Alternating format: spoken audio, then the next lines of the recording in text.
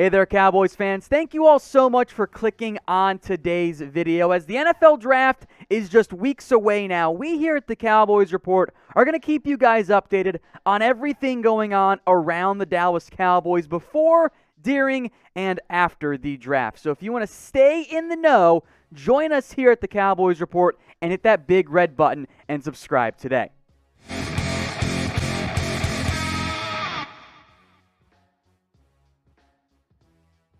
You're watching the Cowboys Report. I am Tom. Now let's dive into some rumors here. Patrick Surtain, have the chances been hurt by the Carolina Panthers' decision to trade for Sam Darnold? I think absolutely. I am giving this one 4 stars. I think it is 100% the case here. And even though I felt very good not that long ago about the Cowboys being able to land Surtain at number 10, I'm at least a little bit less sold on that front as we sit here today. I truly believe that Patrick Surtain is now very much in play for the Carolina Panthers with the number 8 overall pick. I think that is a very real outcome that could go down in this year's draft. Now, of course, there is no guarantee that Surtain is taken by the Panthers. But previously, when we'd gone to the teams above the Cowboys that could take Surtain, my note was, yeah, Panthers need a corner, but they're probably going to go quarterback. They got bigger needs. Well, now in theory they have their quarterback figured out. The Falcons at 4, I don't think they take Surtain unless they trade down, which is very possible as well.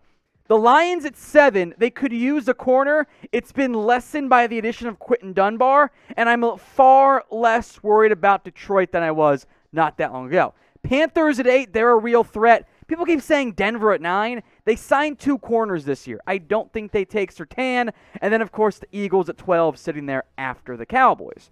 In fact, Carolina in general this year, they might hurt the Cowboys a few times in this draft. I would not be surprised if they went safety in round 2. But in round 1, I think their top targets have a rather similar list of names that we've discussed around Dallas. Penei Sewell, Rashawn Slater, both could be upgrades on the offensive line at left tackle for Carolina. Kyle Pitts, they have a glaring need at tight end. That'd be a great pick for them. They could surprise and go receiver to replace Curtis Samuel as well. And, of course, Patrick Surtain. So I don't know yet what Carolina will end up doing. But I bet it's one of those first 4 names on the list. Sewell, Pitts, Surtain, or Slater. I bet that's the pick by Carolina. And that does eliminate a potential target for Dallas at number 10. So I still think the most likely outcome is that Surtain is there at number 10 overall. But the addition of Sam Darnold to Carolina takes a quarterback team out of the mix, at least at number 8, as things currently stand. Trades happen, of course, as well, as we've seen. So I still want Surtain on the Cowboys if he's there at number 10, unless Penei Sewell is on that board. So we'll see what ends up happening. So what I want you guys now to do is to make the prediction for me in the comments section. Assign a % chance that the Dallas Cowboys are able to acquire Patrick Surtain. If you get the ad break here on YouTube, simply scroll on down and let me know. Let's talk more draft buzz here. How about the Dallas Cowboys and Kwity Paye? I'm going to give this one just the 1 star on today's video, which means I think it's a little bit unlikely that the Cowboys actually pull it off. Now, before we dive too far into the analysis of Kwity Paye, the prospect, and all of that, I also wanted to make sure we set the scene for why we're even talking about this rumor. All right, let's talk here. Daniel Jeremiah's latest NFL mock draft. He had Trevor Lawrence going number 1, Zach Wilson number 2, no surprises there, Mac Jones 3, Trey Lance 4, so quarterbacks go early in his mock draft. Pitts goes 5, the tight end, to the Cincinnati Bengals. Jamar Chase goes number 6. Justin Fields is the 7th overall pick. Rashawn Slater, Penei Sewell off the board, 8, 9. Patrick Surtain is there, and yet he has the Cowboys taking Kwity Paye.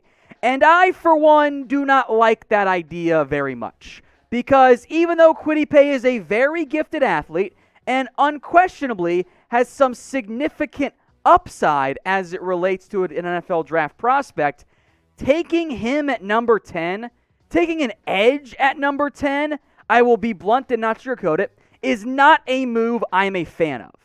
So grade the pick for me.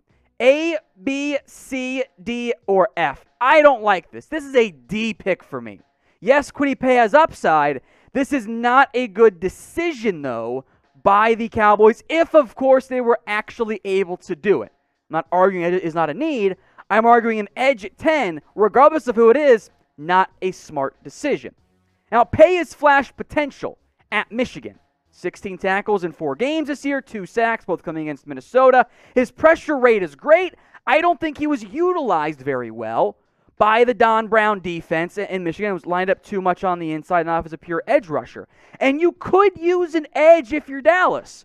DeMarcus Lawrence, Randy Gregory, Terrell Basham, Dornstrom. You feel good about your top 2. You want a good number 3 or a good 2B or whatever you want to call it there. So Paye would help. My problem is this. The players who were left on the board are better prospects, as far as I'm concerned, and fill a bigger need for the Cowboys than Kwity Paye does. Devonta Smith was there, but we're not going to take him, so it's fine. But 2 corners, Patrick Surtain, J.C. Horn, players who I have graded higher than Kwity Paye and in a bigger position of need are there. Jalen Phillips, if you want to gamble on an edge, take him. He's more talented, former top recruit, and had a great year for Miami.